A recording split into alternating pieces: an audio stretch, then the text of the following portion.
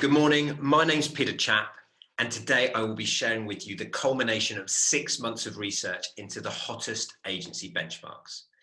But this isn't really the culmination of 6 months of research. I suppose the story goes back way earlier than that. It goes back 15 years to the moment my business partner Paul and I set up the Wow Company. And back then we had this idea that we wanted to make it easy for people to build beautiful businesses.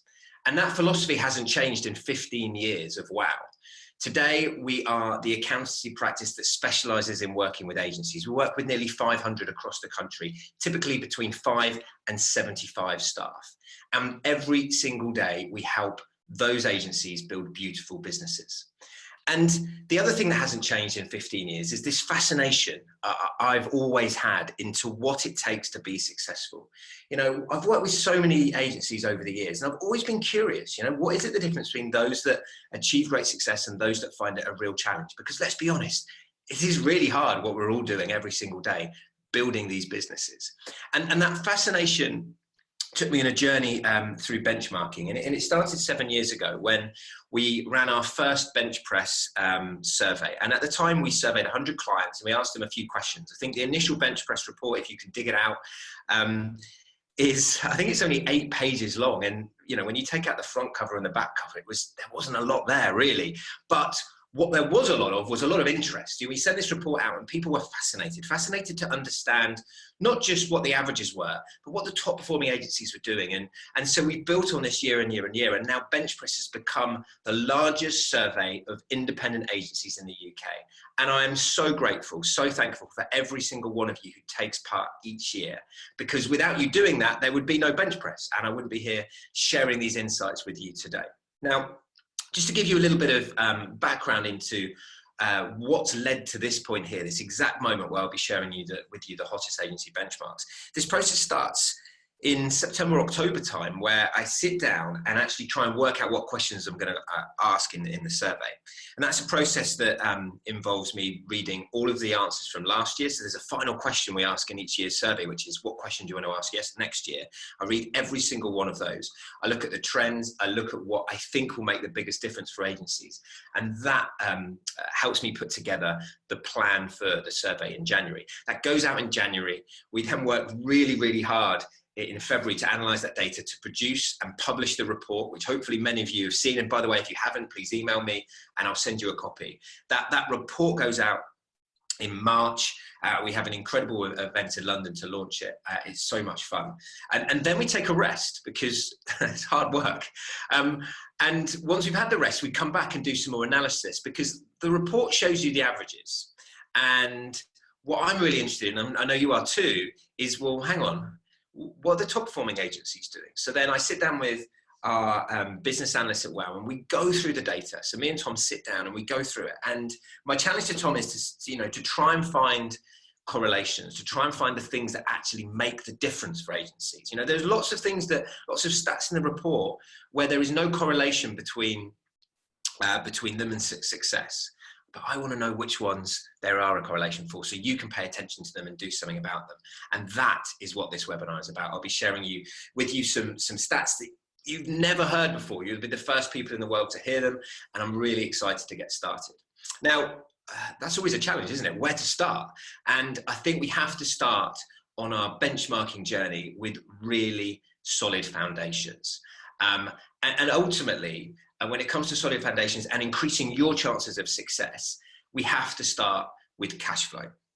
And the reason we have to start with this is because I've seen so many talented agencies, you know, with really great teams of people doing wonderful work with clients that are on the up.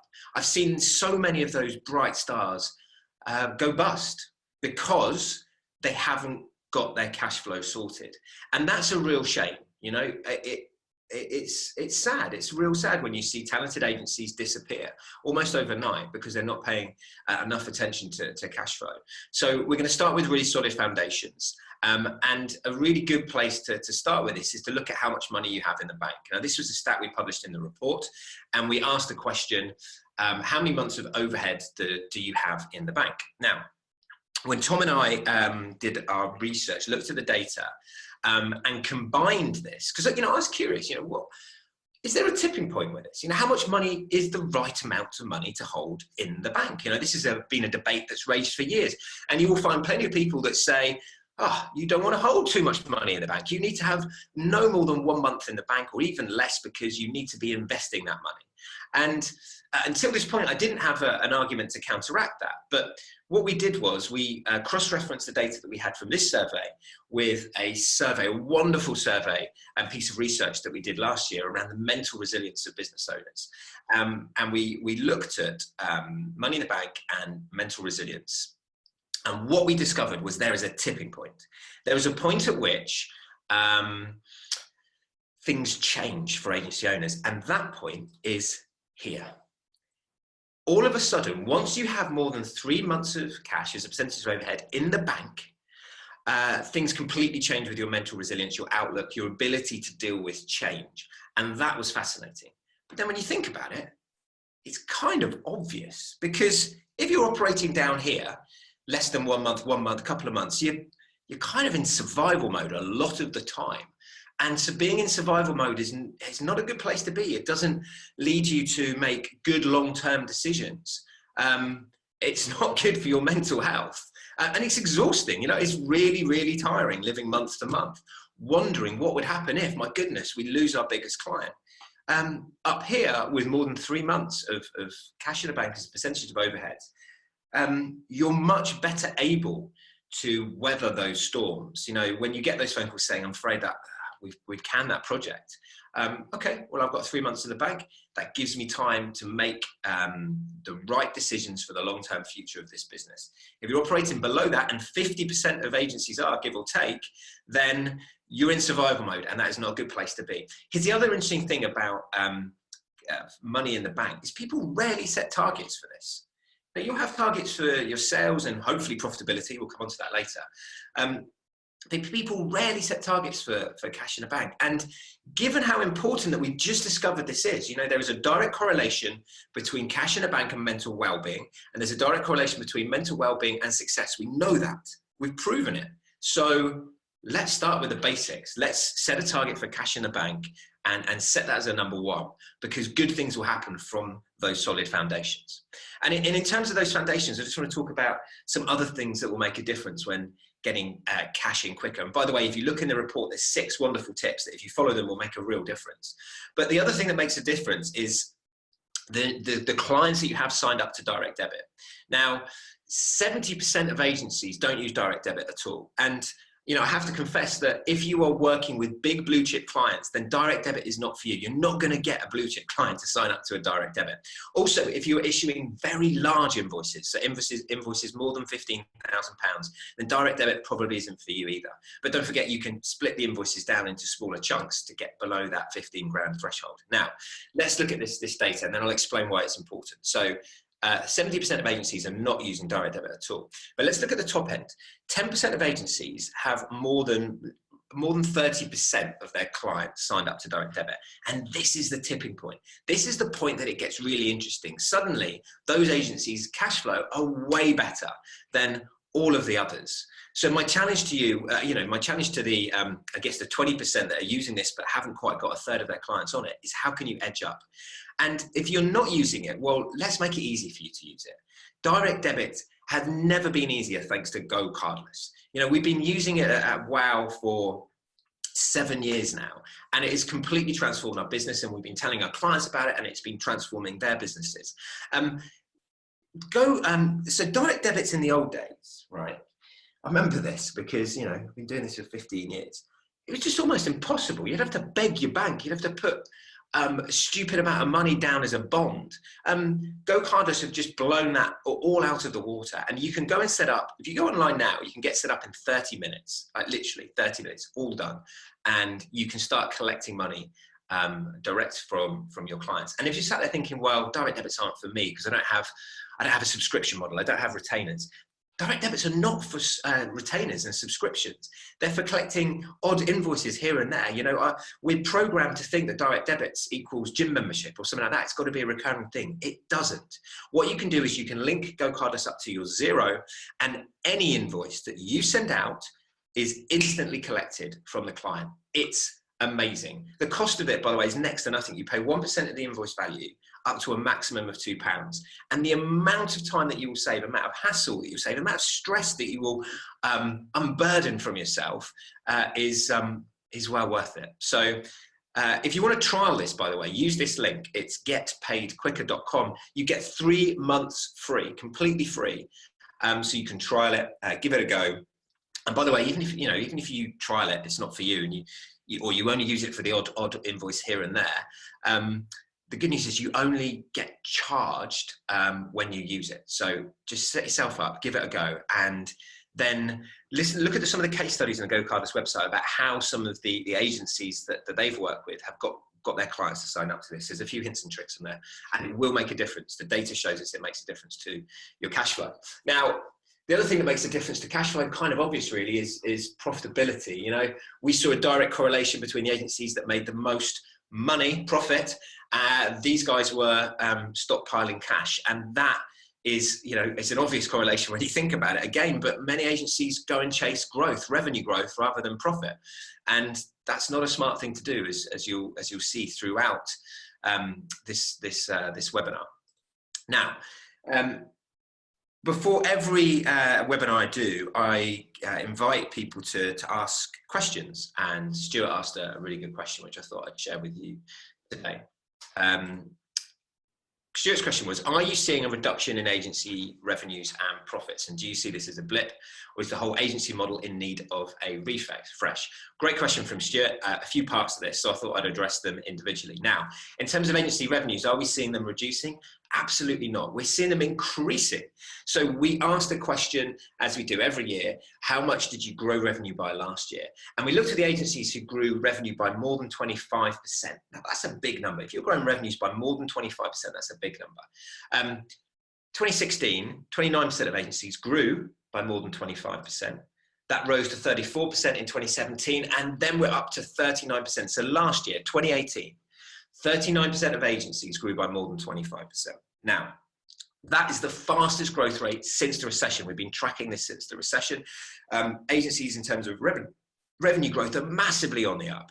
And if you sat there thinking, it must be the little guys. It's the little guys, you know, it's easy to grow by 25% when you're only turning over 100 grand or 200 grand. Well, let me tell you that these growth rates are consistent up to the level of 2 million of revenue. So you're just as likely to grow quickly or slowly, whether you turn over 100 grand or 1.9 million. But once you get to 2 million, achieving those, you know, heady heights of, you know, double-digit growth or more than 25% growth gets a lot harder. But that's the tipping point. Up to 2 million, you know, you're equally as likely to grow quickly or slowly, or whatever size you are. So really, really fascinating. Now, the second part to that question asked by Stuart was around profits. There's no correlation between growth rate and profit, by the way. Agency profits remain consistent throughout the years. What I would say is, obviously, as you've seen from previous years' reports, as you get bigger, two things change. Your revenue per head increases, but your net profit decreases as a percentage, and the reason for that is, obviously, as you grow, you're getting better and better at generating revenues from your chargeable staff, but you're also building out non-chargeable overheads. You're building out admin resource, finance resource, HR, IT. You've got bigger office space. There's all of these resources which are available to clients, which is why your net profit percentage reduces as you get bigger. Now, the final part to this question, which is really interesting, is, does the whole agency model need a refresh? Well, I'll tell you the bit that does need a refresh. In fact, I think it needs more than a refresh. It needs a complete rethink, a revolution, because it's the commoditized bit of what agencies do. You know, if you are sat there here listening to this, just building websites, then I think you're in trouble. And when I say just building websites, what I mean is there's nothing special about what you do. There's nothing to differentiate you from anyone else who just builds website. That's increasingly becoming a commodity, unless you can specialize in a particular sector or in a particular piece of technology or in a particular skill. You know, you're just the same as everyone else. And the people that are the same as everyone else, well, they get squeezed. They get squeezed on price. They get squeezed by the freelancer that's just set up in business and doesn't have massive overheads, working from their bedroom. But now they're getting squeezed by the massive agencies as well, with their ridiculously low rate cards. So they're getting squeezed from both ends. So what's really interesting is to start thinking about a couple of things. And I've got some stories to give you examples of this. So in your pursuit of profit, the first thing to think about is, where in your business do you make the most money? Where in your business do you make the most money? Now, I asked this question to a client a few years ago, and he went away and did some research, and he came back and he said, oh my God, I've just realized something. He said, we make no money from our web projects. We make all our money from SEO. So what we're now going to do is make sure that, I mean, there's literally no point in just doing a web build. We have to make sure that it leads to SEO, because otherwise we're just not going to be profitable. And he re-engineered his business to ensure that all paths led to an ongoing retainer with clients. They knew that the website build, that wasn't the prize. That was just the teaser that led into the ongoing work. And if it didn't get the ongoing work, then it kind of wasn't worth it. It just wasn't profitable. And that revelation, that moment of clarity brought to him by actually sitting down and reviewing the numbers, was what changed his business. 2 years later, he's doing really well. He's doing really, really well. And a lot of this is just down to being conscious about profit. Once you see this stuff, you can't unsee it. You've got to do something about it. You don't need me to tell you to do it. I didn't need to tell him to do something about it. It was staring at him in black and white. You know, I had another conversation with a client recently, and they have two parts to their business too. They have a very specialist offering, and I can't tell you what it is because it's so specialist that it might give away who they are. But and they also have, I guess, a general offering. And I said, why are you even bothering the general thing? And he said, well, you know, that's paying for this other business, this special business, or generating revenue for it to keep it whilst we build it up. You know, that side of the business is really profitable, and the general side of the business is you know, paying for the other side whilst I grow it. And I said, well, hang on a minute, what's the revenues in, you know, in the bit that isn't, you know, that's just ticking along? And he said, well, we do 16 grand a month in there. You can, you know, 16 grand a month, that pays for the other bit, right? And I'm like, well, hang on, what are your costs in that business? And we worked it out. They were 20 grand a month. I'm like, that's not paying for it. That's eating away at the profits in the other business. It's a classic case of agencies looking at revenue rather than profit. Suddenly, the business that he thought was fueling his future was sucking away at a rate of 4 grand a month. Well, he did something about that pretty quick, I can assure you. So what's really important to do here is just to be conscious about this. Where in your business do you make the most money? Which offerings do you make the most money? And by the way, it might, when you do this research, go deep with it. You know, I spoke to, you know, I run profit programs where we take agencies through this incredible journey to increase their profit. And one of these sessions, I challenged everyone to go away and do this task, and someone came back the following week, and she had an incredible revelation. She said that, look, we've just worked out where our sweet spot is, where we make the most money from projects. And she said that it's between 20 and 35 grand web projects. That's the thing for us, and they specialize in a particular technology. Anything smaller than that is just not worth it, just too much hassle. And, you know, you'll recognize that, you know, there's some projects that are just not worth getting out of bed for. And last year we published some really interesting research into what agencies won't get out of bed for. And if you want to look at that, check it out, our 2018 report. Again, if you don't have a copy, email me and I will send it to you. Or email anyone at WOW. If you can't find my address, then we'll help you. So anyway, she said that below 20 grand, just wasn't worth it. And above 35, she said, look, they're just too technical for us. They're just too complex. And we're not geared up to tackle them. But between 20 and 35, perfect sweet spot. We make money from those every single time. What she had done was she had gone through all of the projects from the last 2 years, looked at all of the timesheets, looked at all of the data, and had this moment. And from then on, she knew. She told her sales team, I only want to work on these size projects, please. Because these are the ones who would make the most money. And they simplified their business and they made way more money, and it was just a lot less hassle, a lot less stress, and way more fun. So where are you making money in your business? Now, what are you doing that clients really value? Because I promise you, every single person listening to this right now is doing something that clients highly value and they are not charging enough for it. And perhaps you're not charging for it at all. So a really classic example is your time as the business owner, as a senior person. Look at what time you give away for free to clients. Often you're giving away highly valuable strategic advice, you know, a throwaway comment here, a half an hour meeting there. But my goodness, the value that you add in those meetings because of your year's experience is phenomenal, and you're not charging for it. And again, a client discovered this in quite a big way, was done something about it in quite a big way. And I just wanted to share with you because I think it's so neat. I was chatting to them the other day, and you know, he recognized that the thing that was most valuable was a lot of the work they did in the discovery stage, you know, a lot of the strategic thinking. He was just giving it away for you know, as part of the sales process, you know, just subtly to show expertise. And suddenly you've done all the strategy, you built the strategy for them in the sales process, all for free. Thanks very much. And by the way, you know, you're lucky if they use you, they could go and take that to someone else. Instead, what they did was said, look, we want to do this properly. We're going to hold a 5-day strategy session, 5 days back to back. We're going to get all of our team and all of your team, we're going to lock ourselves in a room for 5 days. I know it sounds intense, right? And we're going to work out where we're going to take this business. We're going to iron out everything, produce all the scope of work, everything for this project. And we're going to charge you £20,000 for it. And because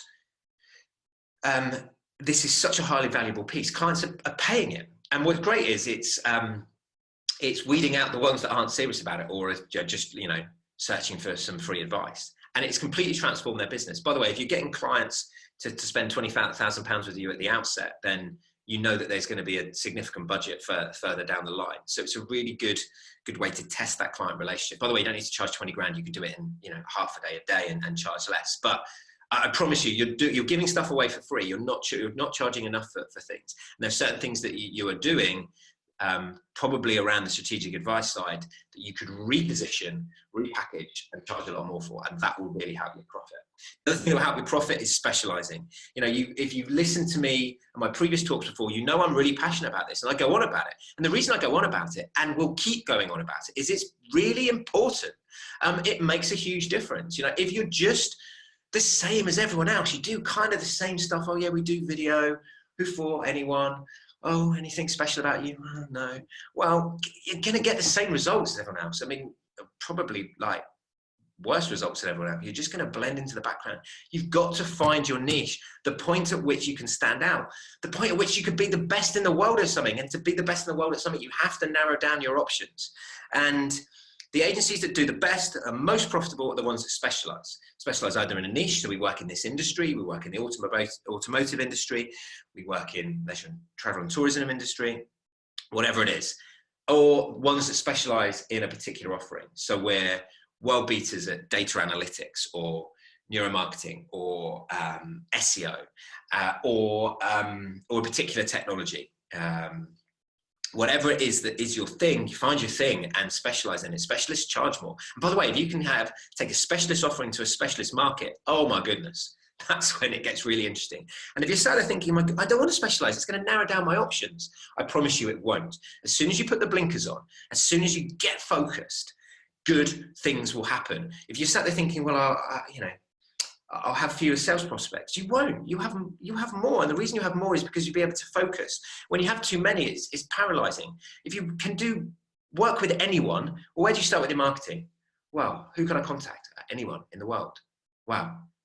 Well, where do I start with that? And you just don't start. But when you can only work, let's say with 100 people, there's only 100 businesses for whom you can really help. And guess what?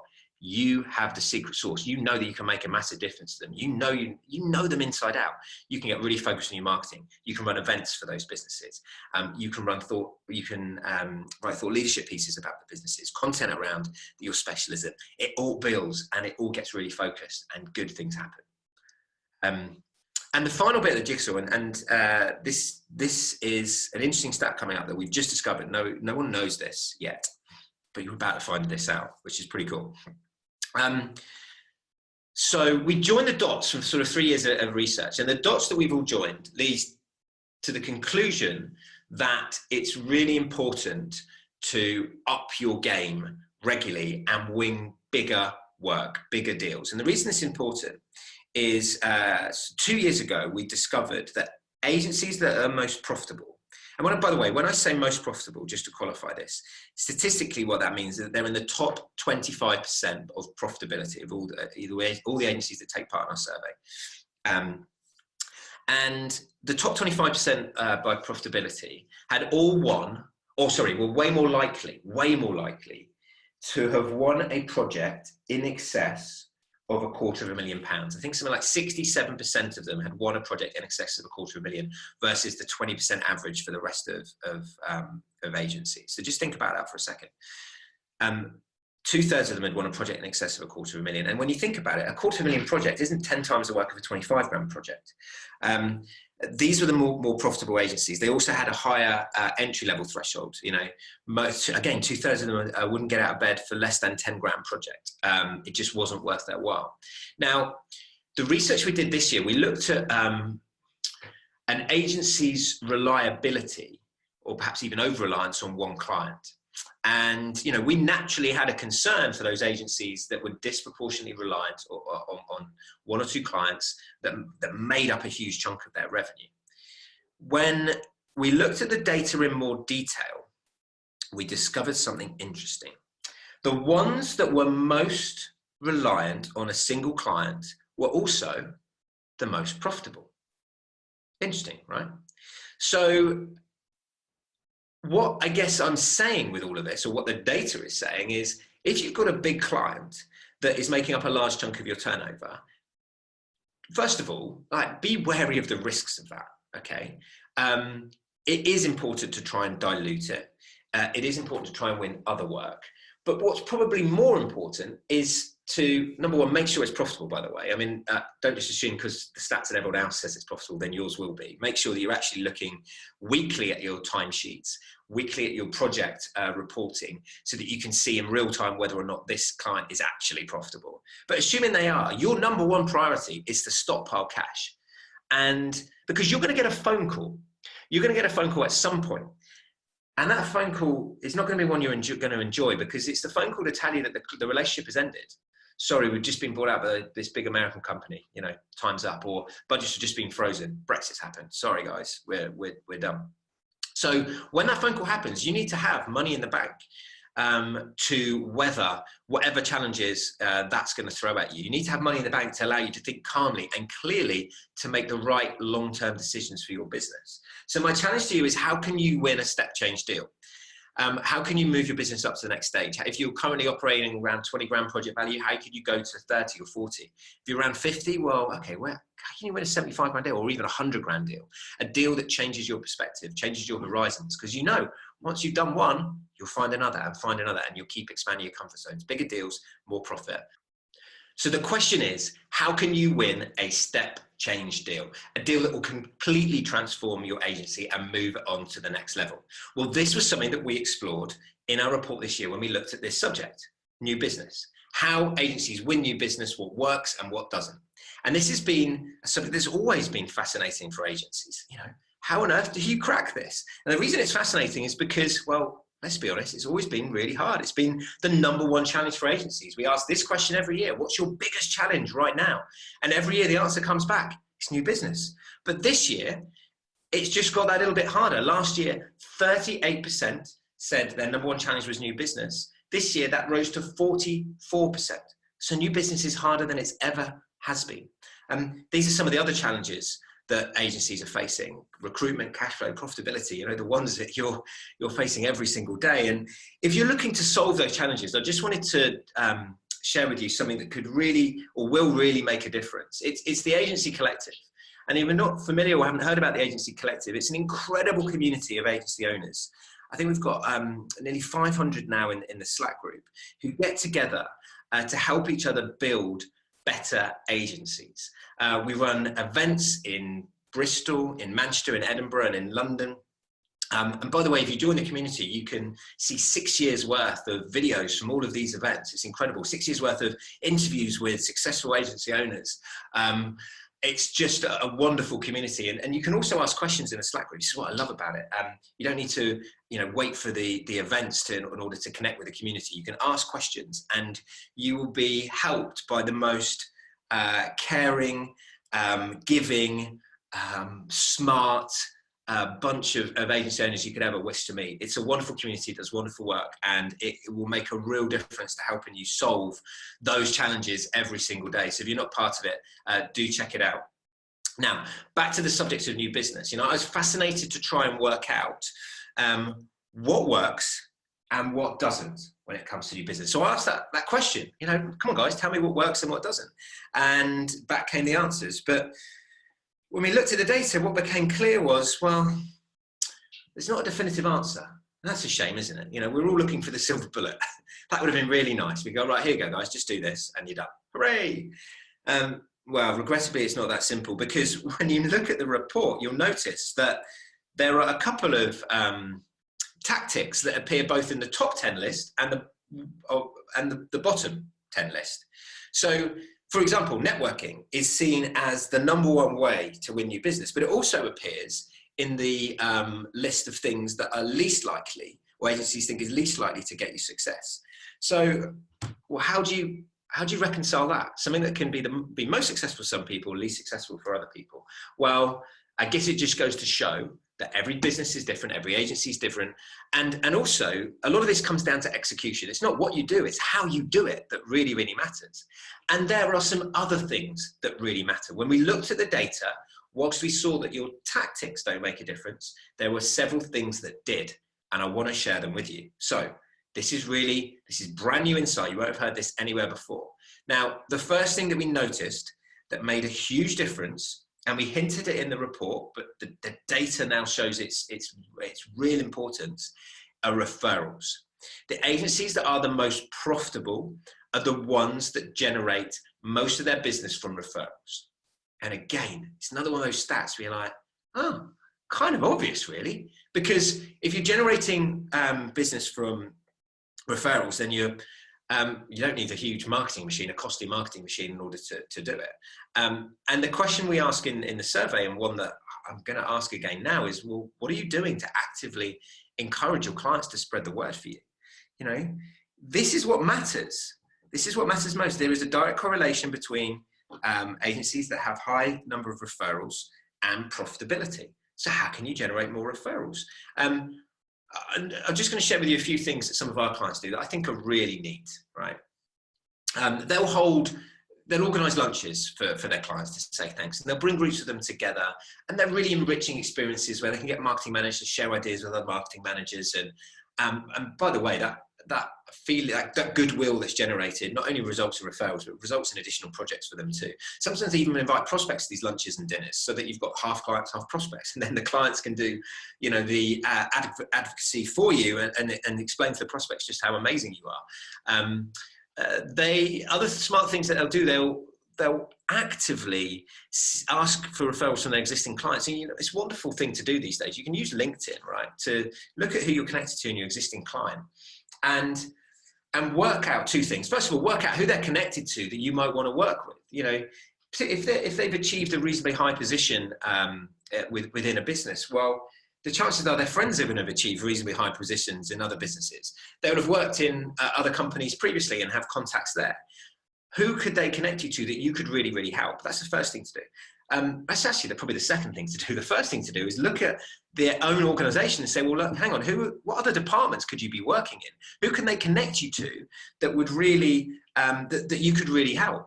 So actively encourage your clients to spread the word for you, seek out referrals, because they're the things that make the big difference. The other thing that makes a difference is the length of client relationship that you have. Again, kind of obvious really, but there's a tipping point here I just wanted to share with you that's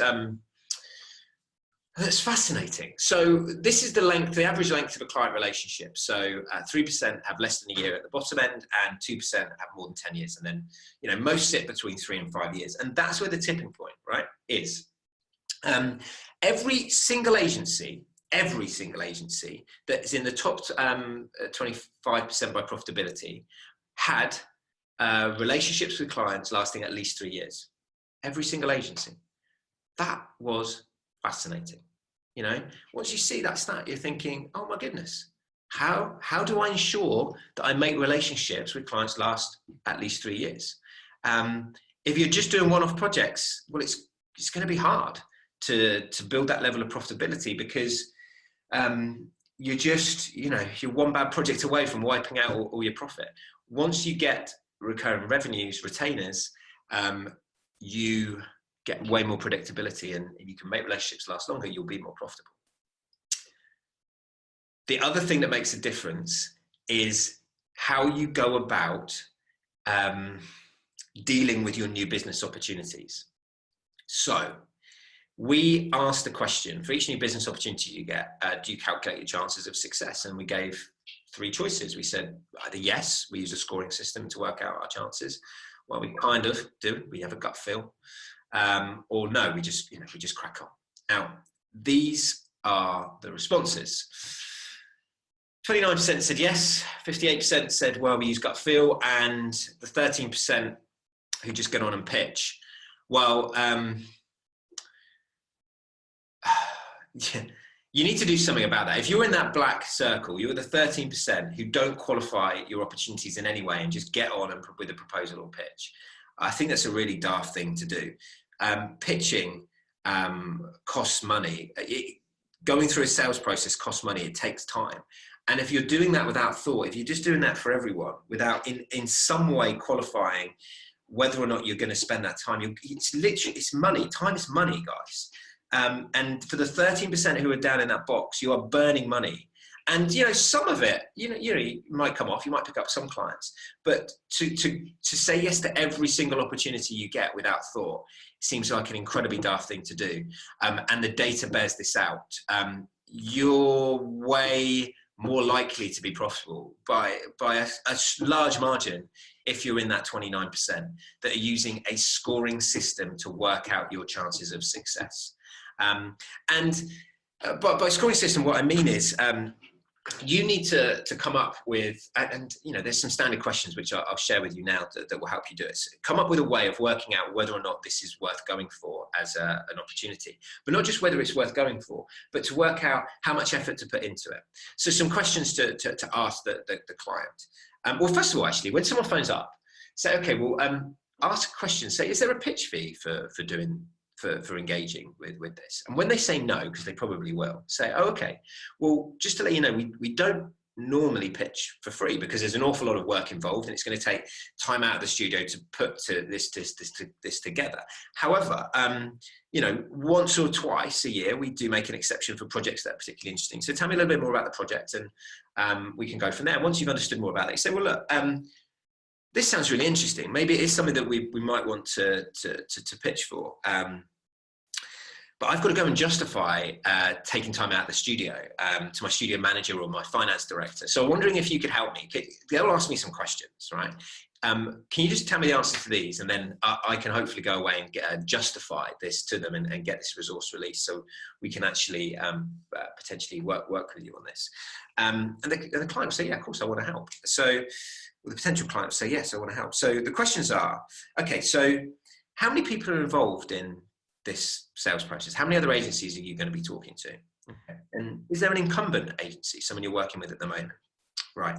How are you going to make your decision? How are you going to decide who you work with? And what's the decision-making process? Who's involved from your end? What are the timescales? And what's the budget for this project? And if they don't know the budget, they say, look, we don't know. To help tease this out of them, what you need to do is say, well, look, just to give you an idea, just to help me, work out what the type of proposal I put together for you. We tend to work in 3 price brackets. I was wondering if you could give me an indication as to which one you think might be right for you. So the first price bracket is this, and always lead high. Go with the highest amount first. I learned this from a wonderful book by Blair Enns called Pricing Creativity. Honestly, it's an incredible book. If you ever get a chance to hear Blair talk, go and do it. In fact, he's talking at an Agency Collective event in September 2019. Seriously, go and check that out. It's going to be incredible. But check out his book, Pricing Creativity. So he talks about anchoring with a high number. So let's talk in ranges now. So add your own numbers to these ranges. But when you're talking to the client, you say, or the potential client, you say, look, you know, we work in 3 price ranges. The first one is between 100 and 150 grand. And for that, you'll get something like this. This is what it will look like. The next range is between 50 and 100. And for that, you'll get this. And the third range is between 20 and 50. And you'll get something like this. Which range do you think you fit into? And the client will pick one. And not only will they pick one, so they will probably hint where within that range they'll end up. They'll say something like, yeah, well, it's, you know, between the 20 or 30, but, you know, if we could make it nearer, sorry, between 20 and 50, but we can make it nearer 30, that would be handy. And what you're doing is you're just teasing it out to them in a nice way, in an easy way. And they'll have gone from very quickly in 5 minutes, not having a budget, to understanding what, or helping you understand what that is, and probably helping them understand it, what it is for themselves as well. So that's a really neat way of doing it. Now, if you're sat there in the 58% of, well, I kind of do this, gut feel, honestly, our data shows that you need to shift up to that big, bright green circle, that 29%, and become one of those that use a scoring system for this, and you'll be more profitable. Simple as that. The other thing I just want you to think about and be really conscious about is your return on investment. So we asked 2 questions in the survey. We asked, how much did you spend on sales and marketing last year, and what was the value of new business you generated last year? And from those 2 stats, we could work out your return on investment. We discovered that the average agency gets a 6 times return on investment. The top performing agencies get a 10 times return on investment, which is really interesting. So at the 10 times level, just to put this in context, if you're spending 100,000 on sales and marketing, they're generating £1 million of new business. That's a pretty good return. My challenge to you with all of this is to work out what really makes a difference, because there'll be some stuff you're doing that is just a waste of time. That's not really leading to helping you pick up clients. And I want you to follow the process through. So in order to, you know, issue a proposal for a client, well, basically look at where your top clients come from. Where are they coming from? And then how can you do more of that? That's the challenge. But work through, you know, if you're issuing proposals, that probably comes from maybe a meeting, which probably comes from a meaningful conversation. How can you generate more meaningful conversations? What's going to directly lead to more meaningful conversations? And when I challenged a client on this recently, you know, he discovered something. He was running 2 types of events.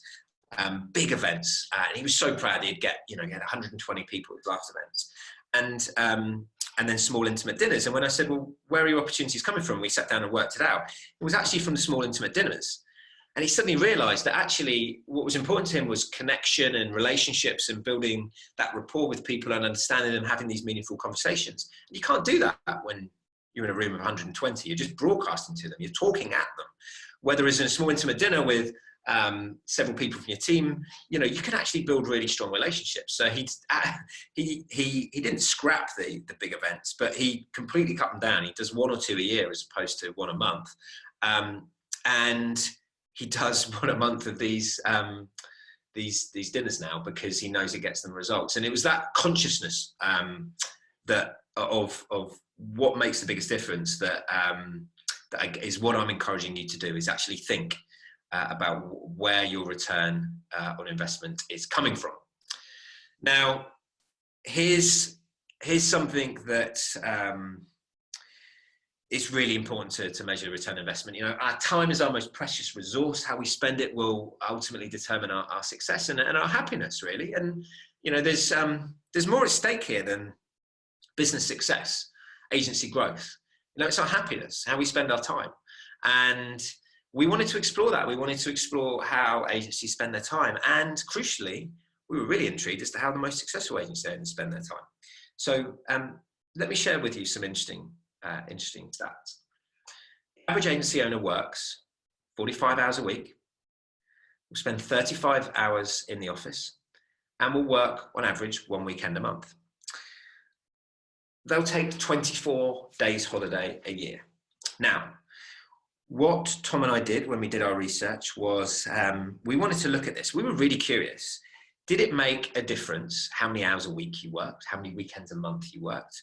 Did it make a difference how much holiday you had to your success? And the answer was no. It didn't make a single bit of difference. It didn't matter how many hours you worked. It didn't matter how much holiday you had. Agencies were equally as profitable regardless. Now, the only thing, just the one caveat to say about this is the agencies that worked, we noticed a correlation between number of weekends worked and growth. So if you were growing by more than 50% year on year, then you are way more likely to work every single weekend a month. Now, what we don't have is information about the causation here. Is it because you're working every weekend a month that you're suddenly growing by more than 50%? Unlikely, I think. I think it's more likely the other way around. It's because you're growing by more than 50% and there's loads to do that you're probably then forced to work every weekend a month. But let me tell you this, those that do work, those that are growing by more than 50% and that are working every weekend a month, they're not making any more money than the rest of us who are doing the 45 hours or 35 hours or whatever it is that you're doing. Those that are taking, hardly any holiday, well, and working themselves to the bone, they're not making any more money than those that are taking tons of holiday. So given it makes no difference, why don't we all just have a few extra days holiday? When we come on to the next question is what we want to do more of, we all want to take more time out of the business. So given it's not going to make a difference, why don't we do it? And if anyone asks, well, just tell them I gave you permission. It's all right. I'll sign off your holiday allowance. Treat yourself. You deserve it. You work incredibly hard, so look after yourself. It's really important. Now, we asked a couple of questions. We asked questions around how you'd like to spend your time and what you want to do more of, what you want to do less of. What was really striking was there was a clear winner. What do you want to do more of? 3/4 of agency owners said they wanted to spend more time doing strategy. And I reckon that number's going to go up when I tell you this next stat. So when we did our research, we discovered that the agencies that are most profitable do, on average, 10 hours a week more of strategy time than the rest. Wow. Wow, wow, wow. So let's just think about that for a second. So even before I told you that stat, 3/4 of you wanted to spend more time doing strategy. I guess because intuitively you knew that it's smart to work on the business and not in it. Maybe you're fed up of getting bogged down with the day-to-day stuff. You know that you need to be doing more strategic thinking, stop fighting fires, and build the business of your dreams. Now, when I tell you the stat that if you did that, you're going to be way more successful, it moves away from being intuition to, oh, look, I just need to do this. You need to find a way to carve out strategic time in your business to work on it and not in it. And there's some tips to do that in the report. If you follow them, I promise you, you'll be more successful. And I'd love for you to be in that top group that are spending pretty much over a day a week on strategic time, working on the business and not in it. Other things that you'd like to do more of: sales and marketing, and spending more time out of the business. Let's look at things you'd like to do less of. Well, no great surprise here. No one really likes the operations, the office management. You'd like to do less of that. You'd like to do less client work. You'd like to do less finance work. No huge surprise there. So a few points to make on this, right? You're in charge. You're in charge of this business. You're in charge of your own destiny. And some research we did a year or so ago, we asked, why did you set up in business? And the most popular answer was freedom to do what we wanted to do. And I realized I think I just quoted a song there, but you want the freedom to do exactly what you want to do when you want to do it. And over time, it feels like that freedom is being eroded. Suddenly you've got clients, you've got staff, there's different agendas, you're working late in the office, you've suddenly got to tell your family, sorry, you've got to work this weekend, rather than doing that thing you had planned, you've got to pitch on Monday. Suddenly the business is telling you what to do, and it feels like that freedom is being eroded. But that's an illusion, right? You are still in control. You still have that freedom to make the choices, to decide exactly what you want to do, what you want to do more of, and what you want to do less of. And just take back that power and say, no, hang on, what life do I want to live? And let your business, or build your business to help you live that life. It's really important. There's a lot of stake here. And, you know, if you look at some of the things listed here, if you want to do less operations and office management, if you want to do less client work, you're going to have to hire people. You're going to need to build a business that does this stuff so that you don't have to. But you don't need to hire people to do finance. You can outsource it. You can outsource it to us. We'll take care of it for you. Seriously, drop me an email and we'll have a chat for 30 minutes. And in 30 minutes, we'll need to review your zero as well. But we'll send you a quote. And I promise you, for an amount of money that will seem tiny compared to the pain you're currently having to go through working out your finances, we'll just take it off your plate. You won't have to think about bank reconciliations, bookkeeping, monthly management accounts, payroll, paying suppliers. You won't have to think about any of that. You can just crack on and do the things that you love doing, and we'll take away the hassle.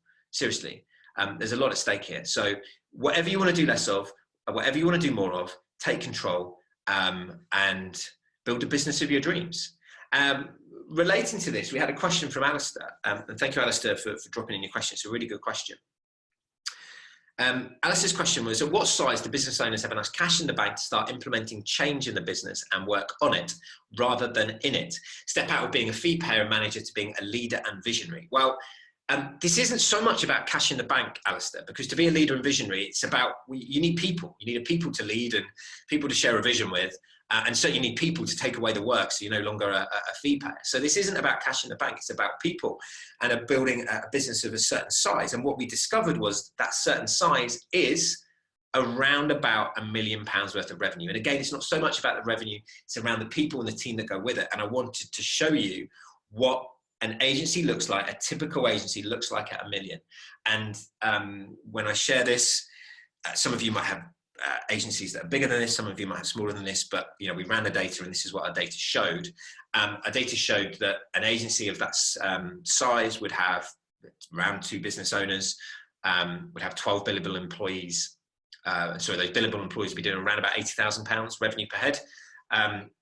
And they would have 3 non-billable employees. And those three non-billable employees are really important in helping you work or step out of the business. They're taking away a lot of the stuff. They're taking away, probably there's a couple of sales and marketing people here, maybe an office manager. The billable employees are taking away a lot of the work that you would normally do. They're taking away the project management. And that frees you up to sit at the top to work more on strategy. So that's the point it gets interesting. And so if you add up the number of people here, was sort of, what were we, 15, 17. And it was interesting when we looked at the data. I've always sort of said anecdotally, when in answer to your question, Alistair, it's between 15 and 20. That's when I notice a shift in agencies. That's when I definitely noticed agencies have to be more conscious about culture. You can't just wing culture then. You can't just shout across the office and say, oh, we're doing this, guys. You know, you've got to build structure. You've got to think about culture and values ideally before that, so it's in place. But this is when, if it's not in place, it will go wrong. But that 15 tipping point-ish people is probably best illustrated by a conversation I have with a client maybe 6 months ago, and they were a bit down in the dumps because they just spent a whole day on the phone to BT sorting out the wireless in their office. He's a business owner, he's a smart guy, and he said, he'd been in business a while, maybe a decade, and he said, do you know what? I've never got big enough. They'd sort of bounced between 8 and 15 staff. I've never got big enough to hire people to do, some of the crap that I don't want to do. It's not the best use of his time to spend all day, on the phone to BT and trying to fix the wireless. But if you haven't got a team to do that for you, then you can't do the visionary, the leading bit. You can't do the bits that only you can do that will help you grow this business and the business of your dreams, help you build something beautiful. So that's the tipping point. To get to $1 million revenue, we asked a question in this year's survey: how long does it take agencies to get to $1 million revenue? It's really, really fascinating. By the way, we asked a number of milestones, or we asked questions about a number of milestones, and we'll be publishing these in a separate report later in the year. So keep an eye out for that. But I'm gonna tease you with, I'm gonna give you an early snapshot of this and one of these milestones. So this is how long it takes agencies to get to $1 million revenue. So 1% do it in their first year, 10% take more than 15 years. you know, it looks like most do it in the first 10 years, you know. What are we, like 82%? No, have I got that right? Yeah. 82% of agencies, if you're going to do it, will do it in the first decade. So there's a race on. There's a race to get to $1 million in the first decade. The average is 6 years. It takes 6 years to reach £1 million revenue. And what's really interesting is looking at the other milestones of agencies growth, you know, how long it takes to to hire your first member of staff, to win a £100,000 project, to pay yourself more than £5,000 a month, and a whole host of other milestones that we share in this report later in the year. So can't wait for that. There's some other stats that we published actually that aren't on the report, and they are on the website. So if you go to benchpress.uk.com and log in, you'll be able to see some analysis so for example, some regional analysis that it hasn't been shared in any report. I've not talked about it before. That's all there. It's really interesting looking at London versus the rest of the UK. So go to benchpress.uk.com. Other things that you'll be able to see in there are the start of I guess my dream coming to fruition. When I started this journey 7 years ago, I had this vision. I'd love to be able to build a portal for you guys that you could go in and benchmark yourself, not just against any UK agency, but against your peers, your direct peers. So you could segment data by size of agency. You could segment data by specialism. You could segment data by region, you know. And that was my vision. And to do this, we need at least 1,000 agencies taking part so that we have more than 100 in certain pockets. So, you know, we've got over 500 people that have taken part. So the data is statistically significant. But I don't have 100 agencies in Scotland yet taking part. And until I do, I can't give the Scottish agencies that regional analysis that would be really, really interesting. I don't have 100 SEO agencies taking part. So, you know, SEO agencies can't compare themselves to each other. I don't have 100 agencies specifically, you know, between 800,000 and $1 million revenue. So you can compare yourself directly to your peers at that level. So, but what we do have is we've started to build the portal because this is growing. And if you help spread the word and get other agencies involved, then this is going to get a more enriching experience for everyone.